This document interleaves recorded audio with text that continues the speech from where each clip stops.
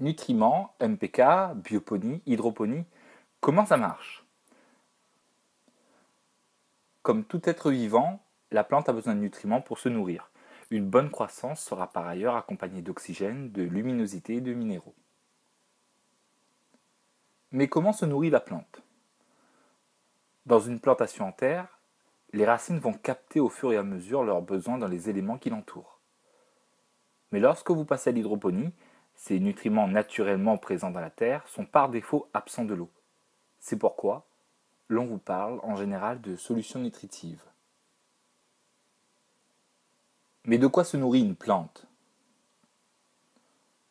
Que ce soit en terre ou en hydroponie, les plantes se nourrissent majoritairement de trois éléments qu'on retrouve sous les abréviations NPK, ou autrement dit, azote pour le N, phosphore pour le P et potassium pour le K. D'une manière très synthétique, l'azote, donc le N, favorise la croissance en surface telle que les tiges, les branches et les feuilles. Le phosphore, quant à lui, va contribuer au développement racinaire et à renforcer les défenses de la plante. Enfin, le potassium va favoriser la floraison et la production des fruits. Aussi, si cela vous arrive d'ajouter de l'engrais pour booster vos plantes du jardin, vous constaterez que tous vos produits se composent de ces nutriments dans des proportions différentes selon les besoins de vos plantes. Mais alors, comment les plantes se nourrissent-elles en hydroponie? En hydroponie, certains, et c'est la plus grande majorité, vont préférer ajouter une solution nutritive à leur eau ou plus simplement de l'engrais liquide. Pratique et rapide à ajouter, il présente l'avantage d'être assimilé assez vite et de répondre directement aux besoins de la plante. Leur composition étant constituée pour des phases spécifiques, il booste le développement de la plante et va accélérer leur croissance. Toutefois, à chaque force ses faiblesses et l'apport plus important dans un nutriment qu'un autre limite la diversité des cultures sur un même système. En effet, l'apport nutritif correspondant à des salades n'est pas le même que pour des fraises. Le second procédé est la bioponie. Ici, la nuance va se faire sur la solution nutritive. De par sa composition, celle-ci va favoriser le développement de la vie microbienne de votre système. La colonisation de votre système par les micro-organismes va générer naturellement au fil du temps les trois nutriments nécessaires à vos plantes. Cette méthode permet donc de diversifier vos cultures sur un même système et demande un contrôle et un apport en solution moins constants. Toutefois, cette vie dans votre système, comme en terre d'ailleurs, provoque une accumulation d'éléments dans l'eau.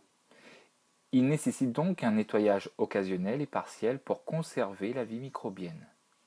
Bien souvent, cette vie est générée par l'humidité et la chaleur contenues dans vos tubes, et la solution nutritive provient souvent de fientes d'animaux tels que poissons, chauves-souris, etc. Enfin, le troisième procédé est l'aquaponie. Il est le savant équilibre entre la vie marine et terrienne. Et en passant par un très gros raccourci, les déchets de poissons sont transformés grâce à des bactéries présentes dans le substrat en aliments pour la plante. Cette dernière, en se nourrissant, filtre l'eau et leur envoie l'appareil. Les adeptes se plaisent certainement à utiliser une technique plus proche de la nature, mais les sceptiques réfutent cette idée en indiquant qu'il n'y a rien de naturel à élever des poissons dans un bassin et à les nourrir en granulés dont on ne connaît l'origine. Par ailleurs, ce procédé demande de la place, mais bien conçu, il peut être aussi un fabuleux objet décoratif en intérieur.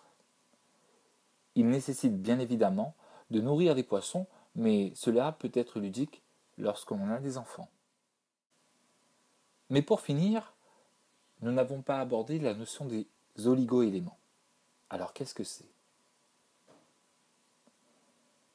Comme pour notre équilibre, il nous arrive parfois de faire des cures de vitamines. Et bien, parallèlement, il en est de même pour les plantes. Dans la plupart des cas, votre eau se compose déjà de ces éléments et vos plantes s'en nourrissent.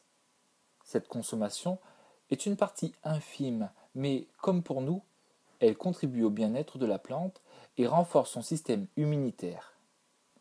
Parmi les plus utilisés, vous pourrez vous fournir en magnésium et en calcium. Ils éviteront les carences à vos plantes, l'apparition de taches et le jaunissement des feuilles.